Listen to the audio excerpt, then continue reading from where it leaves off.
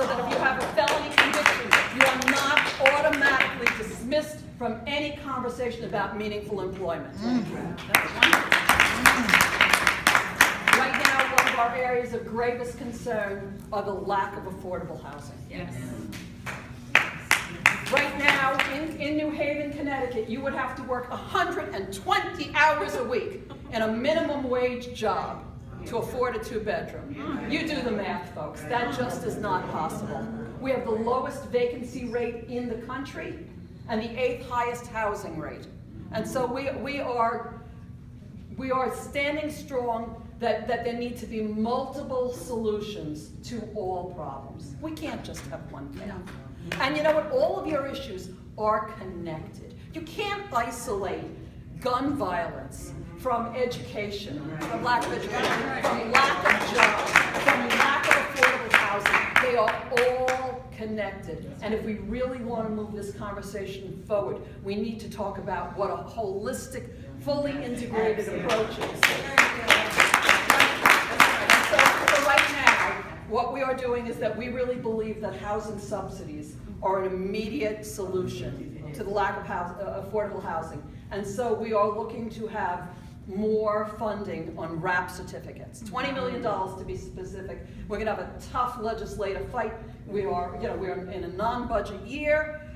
We have a terrible deficit, but we are standing strong that we really do believe that is the solution. But we also want to talk about inclusionary zoning. So for those of you, and we have any inclusionary zoning fans? This is new to me. I have to admit this is all new to me. But what we're discovering is that in New Haven is rapidly gentrifying, as I know your beloved Harlem is doing. And it's not all a bad thing. Understand that there are, you have to be very careful. Words really matter. And you have to be very careful when you're talking about these things, because in New Haven, we see that they're taking down a lot of the abandoned buildings, a lot of the slum buildings, and they're building shiny new housing and stores to go along with it. But where are people going to live that do not have those kind of high salaries?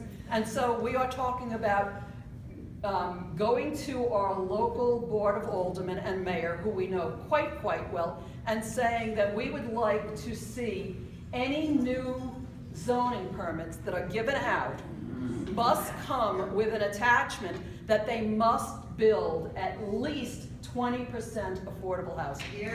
So that is not, and I will tell you, there's a lot of loopholes.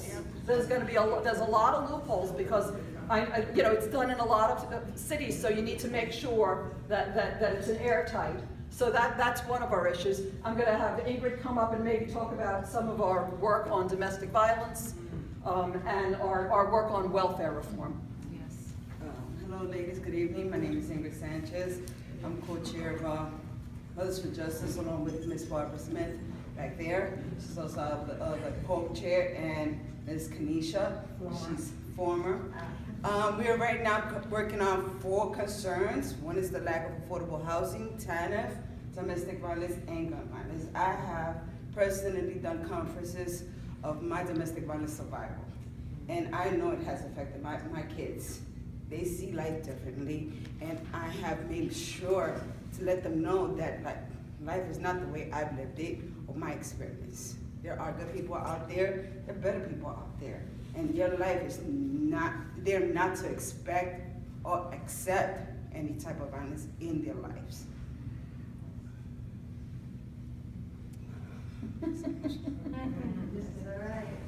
Ingrid was so brave and spoke at a press conference to NBC about her domestic violence experience.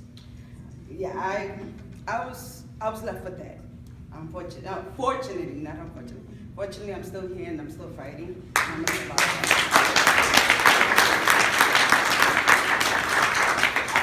I've taught my son not to lay a hand on any female, respect the female, and I've taught my daughters not to accept it in their life, period.